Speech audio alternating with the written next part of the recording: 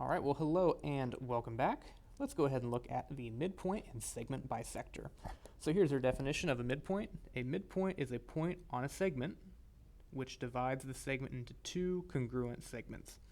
So this is an example of a segment bisector, and what the giveaway or the hint is, there will be these tick marks, just like that.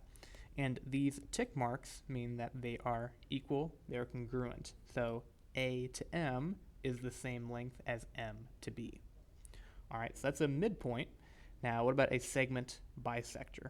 So a segment bisector is a segment, a line, ray, or plane that intersects a segment through the midpoint. So just like the picture above, we have A, M, and B, and that is a midpoint because A to M and M to B are the same length, so we put those tick marks. So L, line L, this is the segment bisector because it is the line that goes through the midpoint. All right, so let's look at these other examples. Is it a midpoint? Well, no, this one's not a midpoint because the dot doesn't even look in the middle and we don't even have these tick marks. So we'll just put no. What about this one? Dot looks like it's in the middle and we have these markings. So yes, it is a midpoint. Okay, what about this one? From here to here. Dot's in the middle, kind of looks like it, and we have these two lines. Well, this is not one whole segment. The segment would actually go from here to here, from the black dot to the other black dot, and I wish I could draw a straight line, but it has to be one segment. So no, this one is not a midpoint. It is in the middle, and they're congruent, but it's basically divided into two chunks. So that's why it is not a midpoint. But anyway, let's go ahead and use what we know about midpoint to answer these math problems. So midpoint divides the segment into two equal parts. So find the indicated lengths, DE and EF. This 18 is the length of the whole thing. So if the midpoint divides the segment in evenly, we can just take 18 and divide it by 2.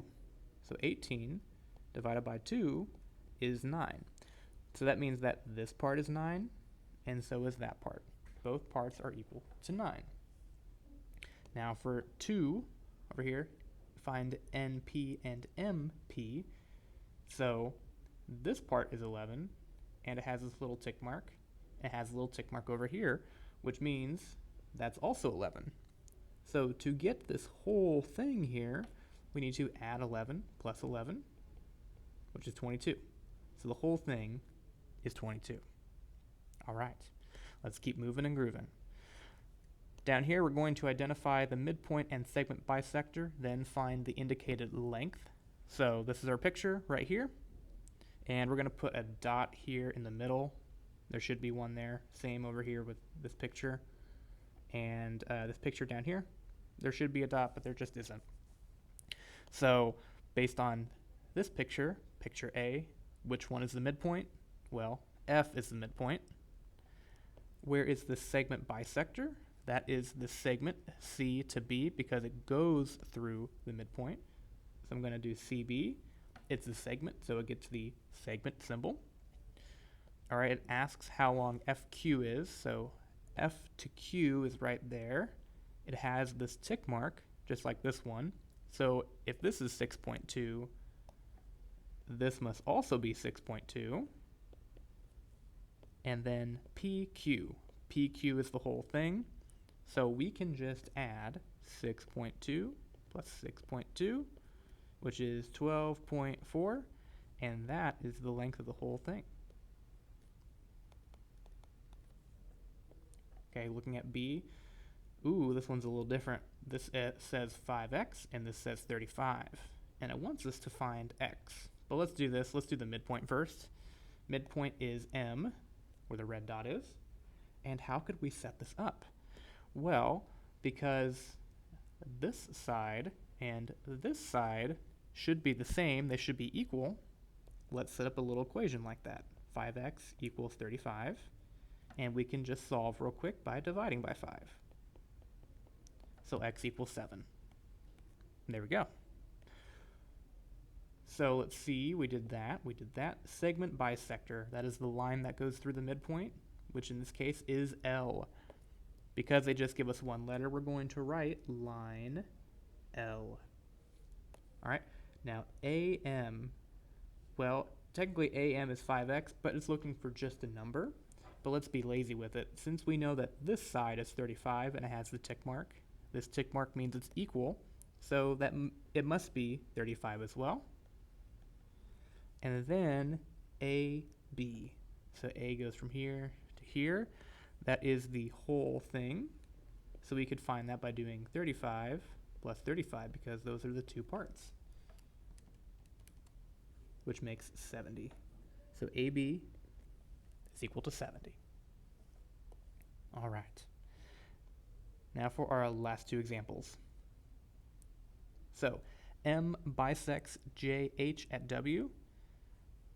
Find the value of x and the length of the segments. So what is missing here, it says that M bisects JH at W. So let's go ahead and put a tick mark here and a tick mark here because they should be there because we know it bisects. Because we know these are equal, we can set up our equation like this. 5x equals 3x plus 10.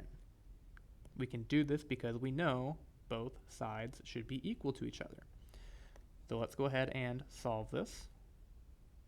We can do that by subtracting by 3x first. So 2x equals 10. And then dividing by 2, we get x equals 5.